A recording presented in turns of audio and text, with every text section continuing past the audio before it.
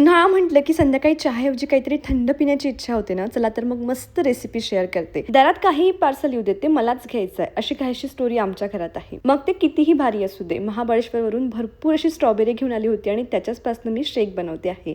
हे टॉप मी मिंत्रावरनं घेतलं होतं. खूप छान क्वालिटी आणि खूप सुंदर दिसतं. मी प्रोडक्ट टॅग केलाय, नक्की चेकआउट करा. स्ट्रॉबेरीज छान कट करून घेतली, स्ट्रॉबेरी आईस्क्रीम घेतली, थोडंसं दूध टाकलं, ब्लेंड केलं आणि स्ट्रॉबेरी शेक तयार. आणि त्यानंतर आम्ही तयार होऊन निघालो होतो रोशनच्या शॉपिंगसाठी. ही वॉच जरी मी रोशनसाठी घेतली असेल ना, पण अर्ध्या वेळी ती मीच घालते. माझ्यासारखंच नवऱ्याचे कपडे, वॉचेस घालायला कुणाकुणाला आवडतं नक्की कमेंटमध्ये सांगा.